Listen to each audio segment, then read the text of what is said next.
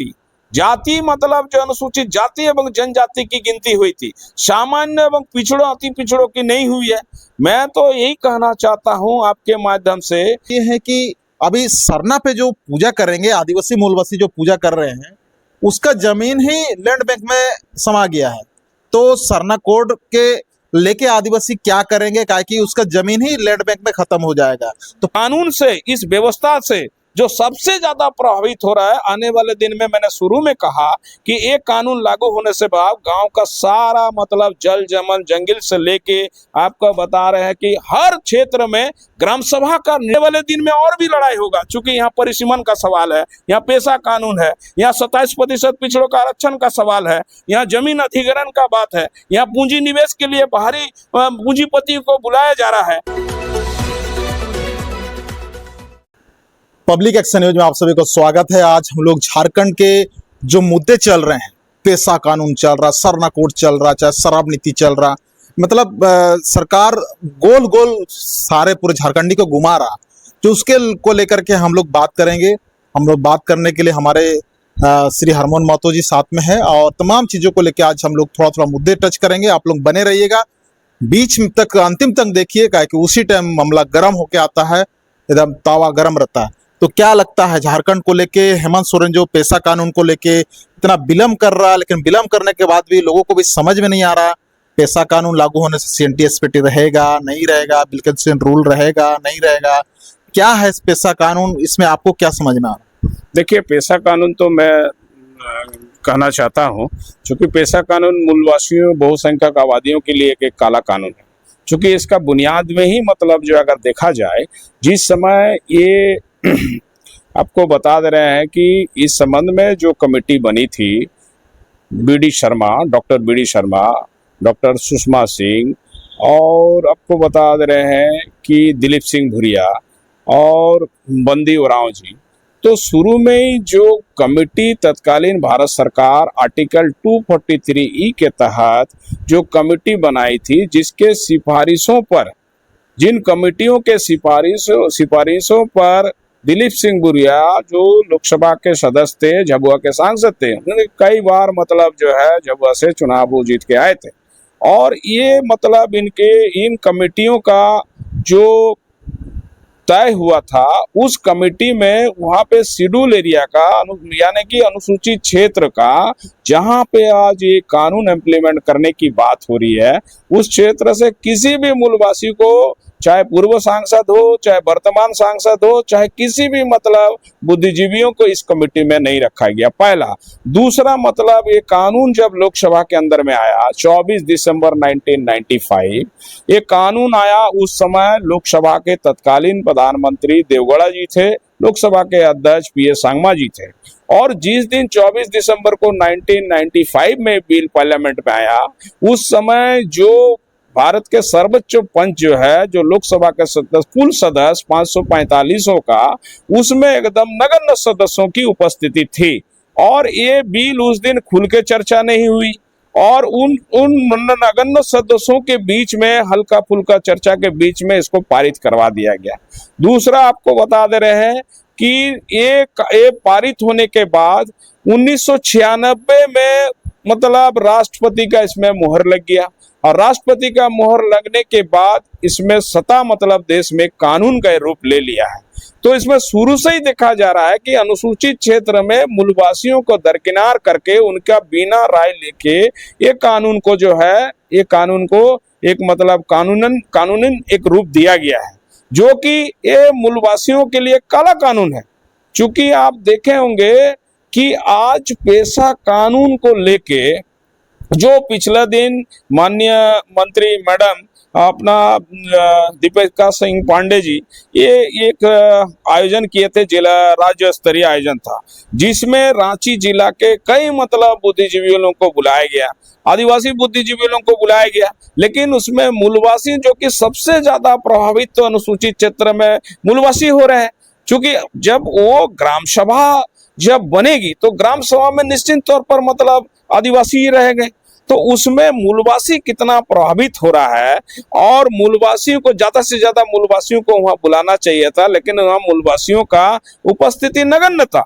हम चाहते हैं, चूंकि जिस समय ये शेड्यूल एरिया घोषित हुआ उस समय मात्र जो है ये 3 जिला में ये हुआ था, खास करके हमारा जो सिंहभूम, जो आज सिंहभूम जिला 3 जिला में आपको बता रहे हैं ये विभक्त हो चुका है। सरायकेला खरसावां जिला, सिंहभूम पश्चिम सिंहभूम जिला, पूर्वी सिंहभूम जिला। और उस समय 1971 की जो मतलब जो है जनगणना के आधार पर शेड्यूल एरिया घोषित किया गया था, उस समय का भौगोलिक क्षेत्र, उस समय पंचायत का मतलब जो आबादी, वार्ड का आबादी, जिला परिषद क्षेत्र का आबादी बिल्कुल मतलब जो है आप वो नहीं रहा है।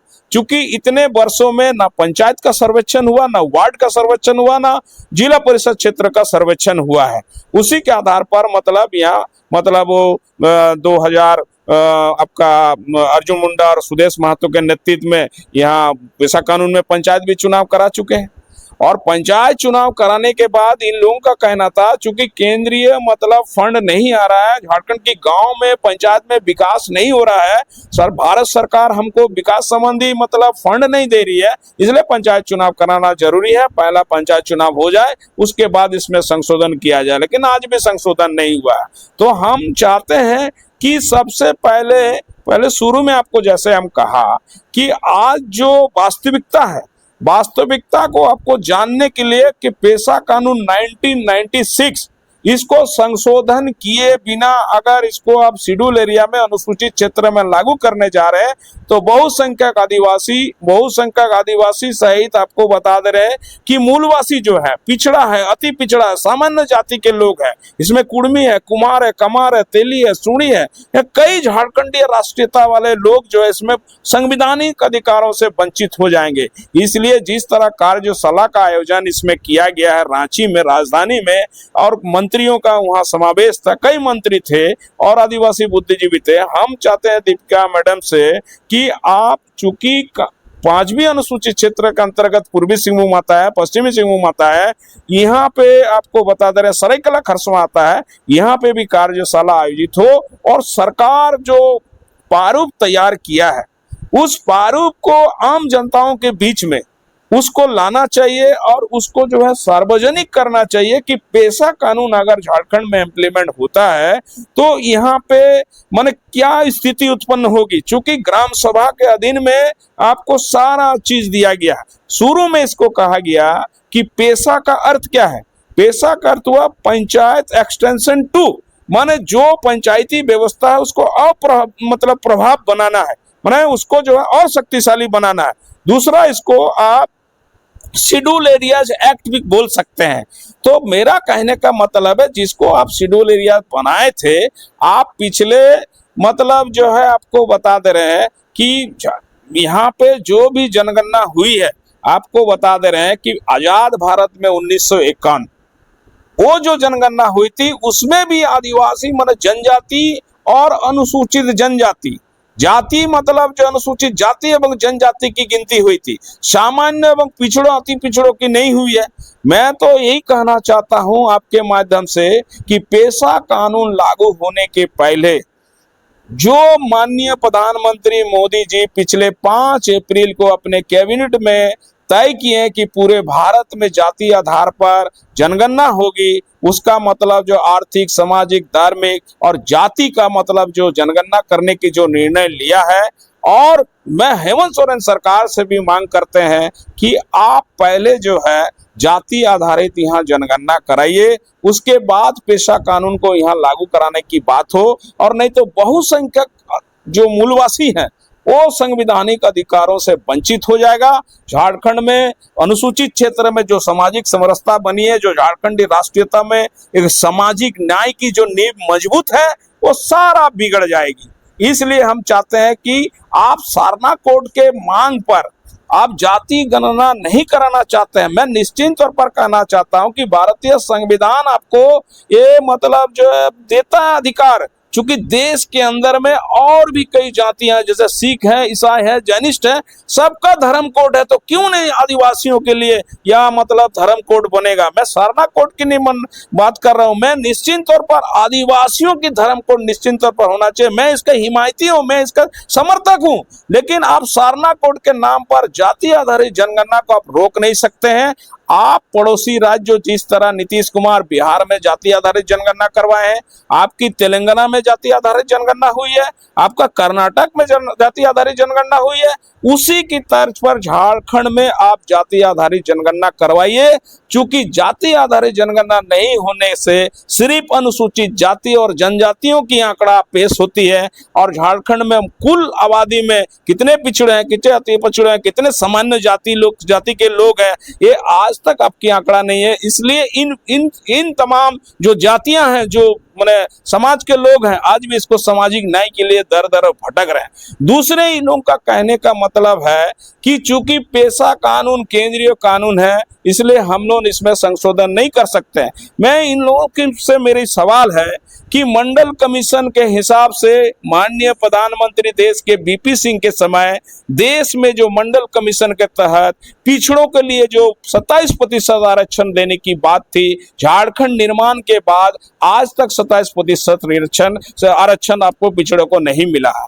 दूसरा जो सबसे बड़ी बात है कि झारखंड में आज जो ज्वलंत मुद्दे पर जो मतलब चर्चा होना चाहिए, चाहे पेशा कानून का सवाल हो, परिसीमन का सवाल हो, यहाँ मतलब निजी संस्थानों में आपको बता दे रहे हैं कि 75% लोगों को नौकरी देने की बात हो, स्थानीय नियोजन नीति की बात हो, जमीन अधिग्रहण की बात हो, आपको बता दे रहे हैं विस्थापन नीति की बात हो, तो हर मतलब इतने गंभीरता पूर्वक इस मुद्दे पर झारखंडी आम जनताओं को मतलब जो है कोई विचार माने यहाँ कार्यशाला, विचार गोष्ठी, इस तरह की सरकार को मतलब आम राय लेना चाहिए। नहीं तो आपको बता दे रहे जिस तरह 1932 के खतियान के आधार पर आपने सरकार में आया और 1932 का खतियान को आपको कोर्ट में चुनौती दे डाला, अभी तक उस विषय पर जो कोर्ट में चुनौती दी गई है, आपको 1932 का खतियान को खारिज कर दिया। उसके बाद आपने सर्वोच्च न्यायालय नहीं किया, आपने 27% आरक्षण का सवाल को आप मतलब विधानसभा में पास करके भेज दिए,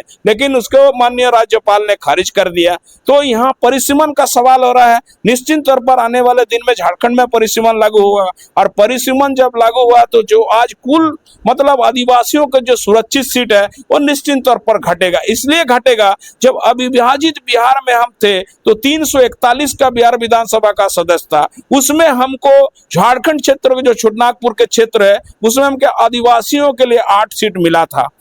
तो आप 341 में आपको 28 सीट मिला था अनुसूचित जाति के लिए, तो निश्चित तौर पर 81 विधानसभा वाले सीट में निश्चित तौर पर आपका आदिवासियों का सीट घटेगा। इसलिए सरकार को इस विषय पर भी चर्चा करना चाहिए, जो बहुत दिन से अपने को अनुसूचित जनजाति का दर्जा पाने के लिए संघर्ष कर रहा है, वैसे वर्ग ऐसे समुदाय के लोगों को भी मतलब जो है उनका सर्वेक्षण करा के भारत सरकार को अनुशंसा भेजनी चाहिए। दूसरा मैं ये कहना चाहता हूं कि आज जो कार्यशाला वहां हुई है उसमें एकदम नगण्य था, माने मूलवासियों की सदस्य वहां नगण्य था, जो कि सबसे ज्यादा अनुसूचित क्षेत्र में प्रभावित कौन होगा? मूलवासी होगा, क्योंकि अनुसूचित क्षेत्र में आर्टिकल 244 आदिवासियों को संरक्षित करती है, और आर्टिकल 243E में वो जो कमेटी के मैंने शुरू में बात किया था, जो कमेटी तय हुई थी तत्कालीन भारत सरकार ने तय किया था उस आर्टिकल के तहत, उस संविधान के धारा के तहत, उसमें हमारे लोगों को मूलवासी को अनुसूचित क्षेत्र में रखा नहीं गया था, चाहे सांसद हो चाहे विशेषज्ञ हो, जो कि सबसे ज्यादा प्रभावित ये होगा। तो हम यही चाहते हैं कि 1971 की जनगणना को आप छोड़ दीजिए, झारखंड में पूरे भारत में लास्ट 2011 को जनगणना हुई, उस जनगणना के तहत 26% अनुसूचित जाति, 10 पॉइंट कुछ समथिंग है जो अनुसूचित जाति, तो इनका मतलब साफ है। और आजाद भारत में पहला जो जनगणना हुई थी, उस जनगणना में पहला जो है अनुसूचित जाति एवं जनजाति की गिनती हुई थी और आर्थिक और सामाजिक रूप से गिनती हुई थी, लेकिन जाति आधार पर जनगणना नहीं हुई थी। लेकिन ब्रिटिश भारत में 1881 से लेके 1931 तक 31 तक जाति आधार पर जनगणना हुई थी, लेकिन आजाद भारत में हुआ। लेकिन आज हम लोग नहीं चाहते हैं कि आप सरना कोड की मांग आपकी जायज मांग है, सिर्फ सारना कोड नहीं, आदिवासियों के लिए धर्म कोड होना चाहिए। इसका मैं समर्थक हूँ, इसका हिमायती हूँ, होना चाहिए आदिवासियों के लिए धर्म कोड। लेकिन आप जो जनगणना का, जातीय आधारित जो जनगणना का विरोध कर रहे हैं, इससे हमको लग रहा है बहुसंख्यक मूलवासी जो है इसमें संवैधानिक अधिकारों से वंचित हो जाएगा। इसलिए यहाँ पे जातीय आधारित जनगणना होना चाहिए। जैसे शुरू में मैंने कहा उस बिहार और तेलंगाना और कर्नाटक में जो हुआ है, और इस क्षेत्र में आपका सरकारी स्तर पर मतलब यहाँ कार्यशाला आयोजन होना चाहिए, यहाँ विचार गोष्ठी होना चाहिए, क्योंकि लोगों को पता चलना चाहिए। क्योंकि यहाँ सबसे बड़ी बात है कि एक कानून जो है, एक कानून यहाँ पे सीएनटी एक्ट भी यहाँ लागू है, यहाँ पे आपको 5वीं अनुसूचित क्षेत्र है। सबसे बड़ी बात है क्या विल्किंसन रूल जो जल जमीन जंगल को संरक्षण देती है, जिसकी लड़ाई से माने अंग्रेज मतलब जो है झुक गया था, तो स्वशासन व्यवस्था जो है, क्या उस स्वशासन व्यवस्था को अभी का जो भूरिया समिति के रिपोर्ट के आधार पर जो ग्राम सभा तय किया जा रहा है, क्या उससे वो भारी है? सवाल तो मेरा ये है कि कोल्हान में विल्किंसन रूल रहेगा कि नहीं रहेगा, सीएनटी एक्ट का अस्तित्व रहेगा कि नहीं रहेगा? बिल्कुल, ये बहुत बड़ी सवाल है। काहे कि अभी जो ये पेशा कानून को लेकर जब इतना बड़ा कार्यशाला रखा गया था, लेकिन इस कार्यशाला में एनजीओ को बुलाया गया था, साथ साथ में कुछ मुखिया लोगों को बुलाया गया था, लेकिन इसमें जो मानकी मुंडा जो होते हैं, जो गांव का स्वशासन व्यवस्था जो चलाते हैं, इन सभी को नजरअंदाज किया गया था। उस मानकी मुंडा भी नाराज है, और मानकी मुंडा भी इस पे नाराज स्थापित कर सरकार को भेजना चाह रहे हैं। इसको लेकर के भी ये है, यानी कि विल्किंसन रूल का तहत मुंडा मन के अपना शासन व्यवस्था चलाते हैं, तो उनको भी मतलब नजरअंदाज कर दिया है। यानी कि निश्चित है कि विल्किंसन रूल हो चाहे क्या क्या कानून, पेशा कानून के आने से ये हो सकता है, ये चीज है। और तमाम जो अभी सरकार मतलब सरना कोड पे बात करना चाह रही है, सरकार सरना कोड पे चाहे आदिवासी धर्म कोड पे मेरा भी फुल समर्थन है, लेकिन बात ये है कि अभी सरना पे जो पूजा करेंगे, आदिवासी मूलवासी जो पूजा कर रहे हैं, उसका जमीन ही लैंड बैंक में समा गया है। तो सरना कोड के लेके आदिवासी क्या करेंगे, काहे कि उसका जमीन ही लैंड बैंक में खत्म हो जाएगा। तो पहले सरना कोड तो लागू होगा ही होगा, चलो ठीक बात है, तो उससे अच्छा है कि लैंड बैंक को भी रघुवर दास का जो ये कानून था उसको भी निरस्त किया जाए, लेकिन इस पे तो हेमंत सोरेन का प्रकाश नहीं डाल रहे। देखिए, सवाल ऐसा है कि रांची में वहाँ उरांव समाज के लोग इतना सरना स्थल को लेके इतना जबरदस्त उन्होंने आंदोलन किया, और वहाँ के माननीय मंत्री मुख्यमंत्री के पास कई बार गए, उनको चीफ गेस्ट भी बनाया। आप सवाल उठता है, आप देखिए वहाँ पे भी फ्लाईओवर की जो मामला है, वहाँ पे देखिए आप वो चेंज नहीं कर रहा है, लेकिन यहाँ पे देखिए स्थानीय विधायक सरजू राय मानगो क्षेत्र में आपको बता रहा है उसका चेंज करवा दिया है। तो आप यहाँ जब चेंज हो सकता तो वहाँ क्यों नहीं हो सकता है? जब मेरा सारना स्थल ही सुरक्षित नहीं है, मेरा धार्मिक आदिवासियों का धार्मिक स्थल ही सुरक्षित नहीं है, तो आने वाले दिन में आपको बता दे रहे हैं कि आने वाले दिन में यहाँ के आदिवासी मूलवासी जो अपना धर्म स्थान को ठीक से नहीं रख पा रहा, तो जब सर्वेक्षण होगा तो हम कहाँ अपना मतलब धार्मिक स्थल को दिखा सकेंगे। दूसरा आपका जो सवाल है मानकी मुंडा का जो व्यवस्था है, ऐसे कई ऐसे गांव है जो कुर्मी प्रधान गांव है, जहां कुल आबादी उसी का ज्यादा है, और वहां पे अन्य जाति के लोग भी रहते हैं, मुंडा भी रहते हैं, उरांव भी रहते हैं, संथाल भी रहते हैं, कुर्मी के अलावा अन्य मूलवासी भी रहते हैं, लेकिन वो गांव जो है कुर्मी प्रधान मतलब गांव है। और रूढ़िवादी व्यवस्था के तहत, पारंपरिक व्यवस्था के तहत कई गांव में जो है प्रधान, चूंकि प्रधान जो है विलेज हेड होता है, और पारंपरिक रूप से माने जो गांव बसाता है, जो पहला खतियानी होता है, पहला रैयत होता है, उसको हम लोग प्रधान रूढ़िवादी व्यवस्था में उसको प्रदान करता है। क्या इस व्यवस्था को भूरिया समिति का जो आपका ये जो आ रहा भूरिया समिति का रिपोर्ट, क्या उसमें उसमें वो बचा रहेगा ना? वो कानून का अस्तित्व ही समाप्त हो जाएगा। पेशा कानून इम्प्लीमेंट होने से क्या पुराना रूढ़िवादी व्यवस्था में जो हमारा प्रधानी व्यवस्था था, क्या उसका अस्तित्व समाप्त हो जाएगा ना? उसमें वो समा जाएगा?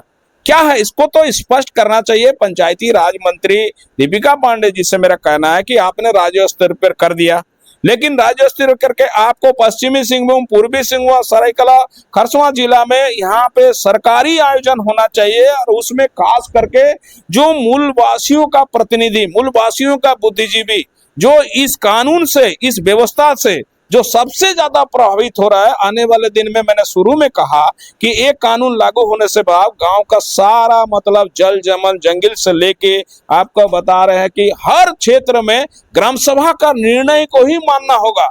यह नहीं कि आपका बालूघाट से लेके जमीन अधिग्रहण से लेके सब चीज में सहमति और असहमति का जब सवाल होगा, ग्राम सभा का निर्णय को जो मूलवासी सहमति नहीं देंगे, सहमति और असहमति में जब लड़ाई होगा तो गांव में आपका सामाजिक समरसता बिगड़ जाएगा।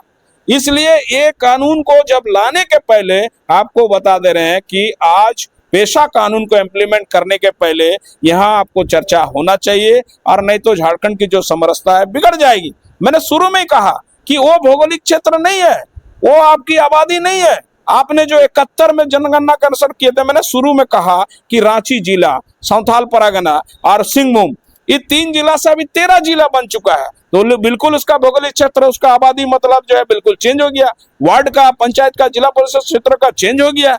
इसलिए ये कानून मूलवासियों के लिए काला कानून है, और इस कानून को अगर झारखंड मुक्ति मोर्चा सत्ताधारी दल के लोग की मतलब सरना कोर्ट के आड़ में इसको अगर जनगणना, जातीय गणना को नहीं करना देना चाहता है, तो सोच लीजिए ये लोग पिछड़ा, अति पिछड़ा, सामान्य जाति का विरोधी है। क्योंकि इसको निश्चित तौर पर ये जो वोट बना के लोग चलता है कि आज सामान्य जाति एवं अति पिछड़ों का अगर मान लीजिए जनगणना नहीं होती है, तो कुल मिला के झारखंड के जो आज 4 करोड़ आबादी है, उसमें हमारा आबादी कितना है। आज जो घुसपैठिया का सवाल को चंपाई सोरेन डेली घुसपैठिया बोल रहा है, तो कितना घुसपैठिया घुसा है, कितना सामान्य जाति के लोग है, कितना मतलब यहाँ पे आर्थिक और सामाजिक रूप से, शैक्षणिक रूप से आदिवासी मूलवासी मजबूत है, इसको कैसे पता चलेगा। इसलिए निश्चित तौर पर मतलब जो मेरा मांग है कि सरना कोड आदिवासियों के लिए धर्म कोड होना चाहिए, लेकिन धर्म कोड के आड़ पर आप जातीय जनगणना को रोक नहीं सकते हैं। अगर जातीय जनगणना को आप रोक रहे हैं, इसका मतलब आप पिछड़ा, अति पिछड़ा और मतलब सामान्य जाति का आप विरोधी हैं। आप लड़ाई लड़िए, संघर्ष कीजिए, भारत सरकार के साथ लड़िए। पिछले दिन आपकी लड़ाई हुआ भारत सरकार के साथ, कई मुद्दों में आपके साथ लड़ाई हुआ, आने वाले दिन में और भी लड़ाई होगा। चूंकि यहाँ परिसीमन का सवाल है, यहाँ पेशा कानून है, यहाँ 27% पिछड़ों का आरक्षण का सवाल है, यहाँ जमीन अधिग्रहण का बात है, यहाँ पूंजी निवेश के लिए बाहरी पूंजीपति को बुलाया जा रहा है। और झारखंड में विस्थापन, पलायन, बेरोजगार पहले से ही मतलब बड़ा समस्या है। सबसे पहले मतलब जो विस्थापन, पलायन और बेरोजगारी का जो मामला है, पिछले दिन आप देखे होंगे जो लॉकडाउन के समय कितने झारखंडी मजदूर जो है बाहर से लाया गया। इसका मतलब झारखंड में आज जो कानून आप बनाया है, निजी संस्थानों में 75% वो कानून को कोर्ट में चुनौती दी गया। 1932 के खतियान के आधार पर नियोजन स्थानीय नीति, उसको कोर्ट में चुनौती दी गया। 27% पिछड़ों का आरक्षण लागू नहीं हुआ, तो यहाँ परिसीमन भी नहीं होगा। तो आने वाले दिन में आपको बता दे रहे हैं कि झारखंड में जब तक आप ठोस कानून नहीं बनाइएगा, तो आदिवासी मूलवासियों के हित में, झारखंडी राष्ट्रीयता का हित में आपको बता दे रहे हैं, कोई आप निर्णय नहीं ले सकते हैं। आप जितने भी बाहर के पूंजी निवेश करने वाले पूंजी निवेश करने के लिए आप बुलाइए। चूंकि जो बंद पड़िया कंपनियां हैं, आज जो कंपनी आपको बता दे रहे हैं कि आज देख लीजिए कि पूरे एशिया में सबसे बड़ा औद्योगिक क्षेत्र आदितपुर है।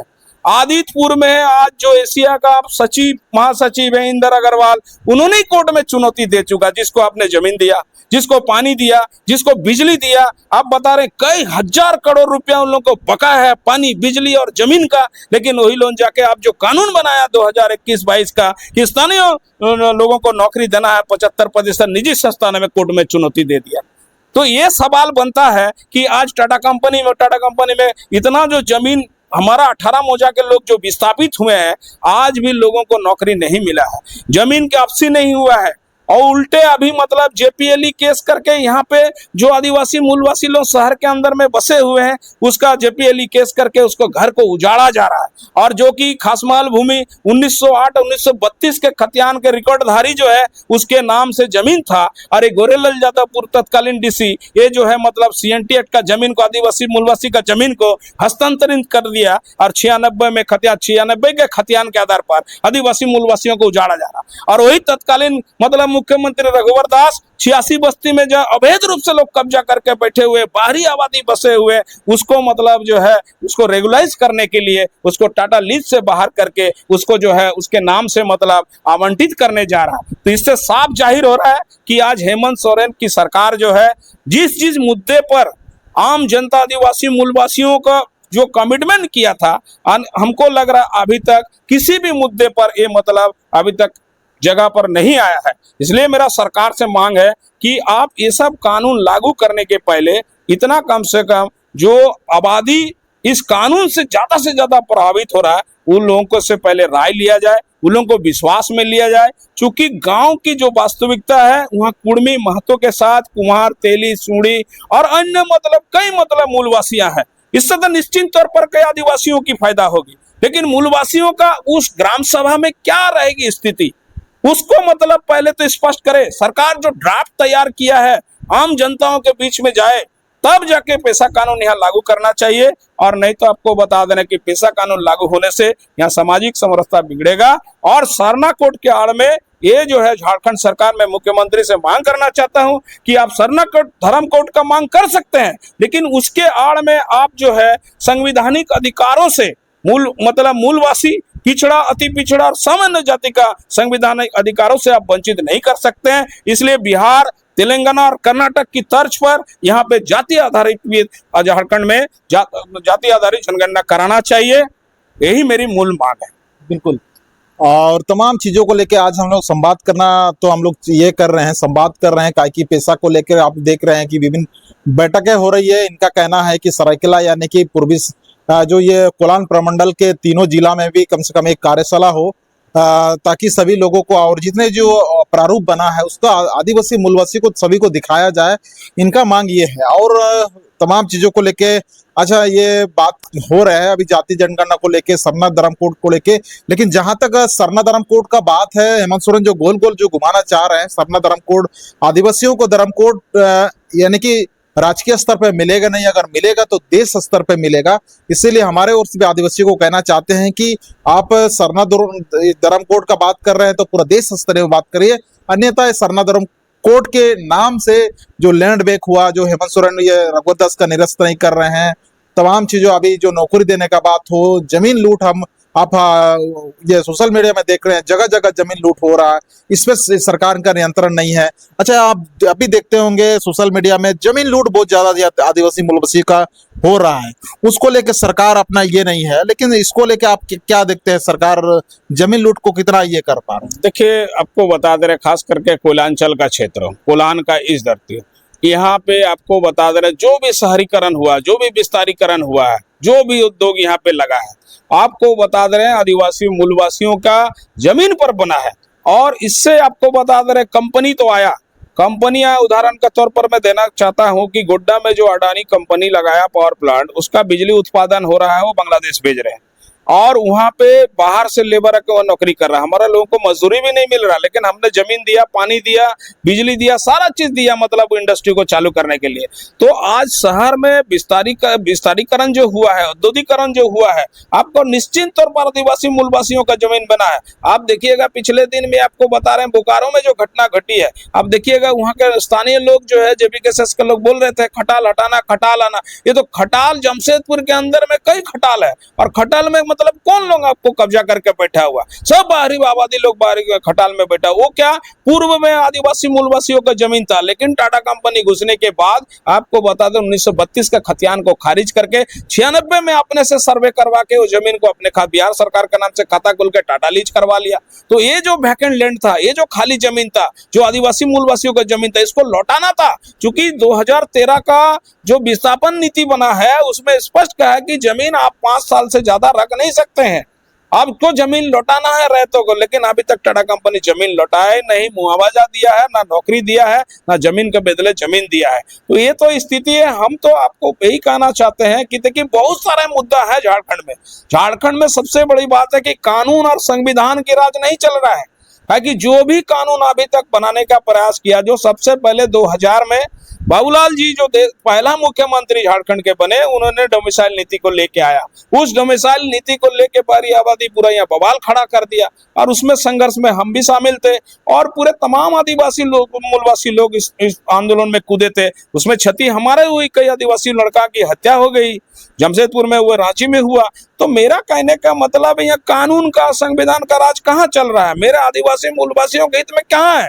सिर्फ बिहार से 18 जिला का हमको एक झारखंड मिला, जिसमें आपको बता देने खाली झारखंड शब्द मिल रहा है। बाकी आदिवासी मूलवासियों का कभी यहाँ समाराज्य नहीं होगा, और कभी आदिवासी मूलवासियों के हित में कानून नहीं बना। अगर बनता तो आज आपको 75% जो कानून हेमंत सोरेन बनाया वो लागू रहता। आज स्थानीय नीति मतलब यहाँ पे 1932 के खतियान के आधार पर बनता। चूंकि हेमंत सोरेन की सरकार जो लौटा है दोबारा, तो उनका चुनावी घोषणा पत्र में स्पष्ट था कि मेरी सरकार आएगी तो 1932 का खतियान को हम लागू करेंगे। नियोजन और स्थानीय नीति कौन है? नियोजन और स्थानीय नीति रघुवर दास के समय जो बना था उसी से चल रहा है। आज भी बहाली प्रक्रिया जो चल रहा है तो उसी नीति के तहत चल रहा है, रघुवर दास की नीति से। हाँ, उन्हीं का समय से जो बना है। तो मेरा कहने का मतलब हेमंत सोरेन कहाँ कानून बनाया, कहाँ नीति बनाया? इसीलिए तो मैं कह रहा हूँ कि आप जातीय आधार पर पहले जनगणना कराइए, इसको धर्म कोड के आड़ पर इसको विरोध मत कीजिए। चूंकि आपको 2011 में लास्ट जनगणना हुई थी, उसमें अनुसूचित जाति जनजाति की हुई थी, और मतलब जो है 2021 में होना था। हर प्रति 10 वर्षों में जनगणना होती है भारत में। आपको बता दे रहे हैं कि 2021 में इसलिए नहीं हुआ चूंकि देश में कोरोना काल से गुजर रहा था। तो आज आपको बता रहे हैं 2025 में हम लोग है। संयोग से माननीय प्रधानमंत्री मोदी जी ने स्पष्ट रूप से कैबिनेट में 5 अप्रैल को निर्णय ले लिया कि देश में मैं जाति आधारित जनगणना कराऊंगा। इसलिए मैं कहना चाहता हूं कि हेमंत सोरेन सरकार से कि आप जो है मूलवासियों का, सामान्य जातियों का, पिछड़ों अति पिछड़ों का संवैधानिक अधिकारों से वंचित नहीं करते हुए आप कर्नाटक, तेलंगाना और बिहार के तर्ज पर यहाँ जाति आधारित जनगणना कराइए। इससे समाज, झारखंड के जो सामाजिक न्याय की नींव वो और मजबूत होगा, जिसको लेके आप आगे बढ़ रहे हैं। दूसरा मैं कहना चाहता हूं कि आपके चैनल के माध्यम से पब्लिक एक्शन न्यूज को जो लोग भी देखते हैं, जो लोग भी हरमोहन महतो को आप लोग सुनेंगे या सुन रहे हैं, उन लोगों से मेरा अपील है, अनुरोध है। चूंकि पेशा कानून एक बहुत ही मतलब अति संवेदनशील मुद्दा है। चूंकि जिस समय पेशा कानून के तहत झारखंड में पंचायत चुनाव हुआ था, खुल के हम लोग विरोध किए थे कि ये काला कानून है। लेकिन उस समय अर्जुन मुंडा और सुदेश महतो का कहना था कि चुनाव होने दीजिए, चूंकि केंद्रीय फंड नहीं आने के कारण झारखंड की पंचायत में, गांव में विकास नहीं हो रहा है। इसलिए 32 सालों से झारखंड में पंचायत चुनाव नहीं हुआ। होने दीजिए चुनाव, आने वाले दिन में संशोधन होगा। लेकिन आज तक संशोधन नहीं हुआ है।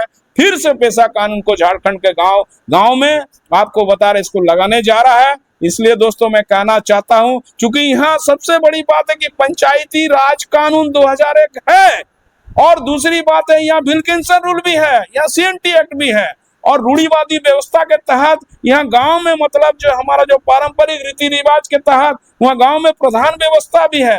तो किस व्यवस्था को मतलब ये लोग चुनौती दे रहा है, और किस में चुनौती देकर कौन सी कानून लाना चाह रहा है? इसलिए आप लोगों से मेरा विशेष अनुरोध रहेगा। मैं हरमोहन महतो, झारखंड आंदोलनकारी, इस विषय पर, पेशा कानून पर मैंने जितना भी कहा, जितना भी मैंने अध्ययन किया, हमसे ज्यादा लोग निश्चित तौर पर अध्ययन किए होंगे, निश्चित तौर पर हमसे ज्यादा जानकारी रखते होंगे। उनसे मेरा आग्रह रहेगा विशेष रूप से, चूंकि ये अति संवेदनशील मुद्दा है।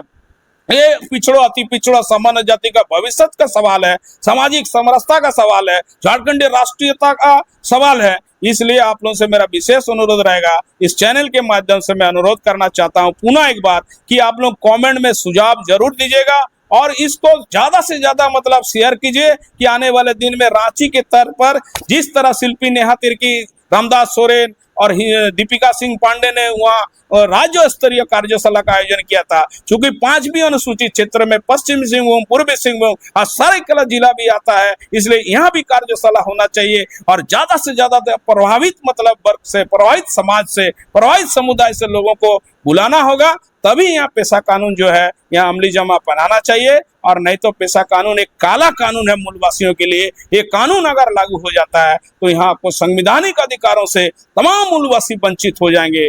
जोहार, जय झारखंड। बिल्कुल, तमाम मुद्दे को लेकर हम लोग संवाद कर रहे हैं और करते रहेंगे। आप लोग कमेंट करके बताइएगा, आगे भी हम लोग इस बात को लेकर तमाम लोगों से संवाद करेंगे और तमाम लोगों से ये बातें होगी, और तमाम चीजों, पेशा को लेके, सरना धर्म को लेके, चाहे जाति जनगणना को लेके, परिसीमन को लेके, अभी बहुत सारा चीजें हैं, बहुत सारा ये है। इसमें सभी को इस वीडियो को आगे देखने के लिए और आगे हम लोग को फिर से मुलाकात होने के लिए आपको चैनल को सब्सक्राइब करिए, और इसी के साथ अंतिम तक बने रहने के लिए आप सभी को धन्यवाद। जोहार।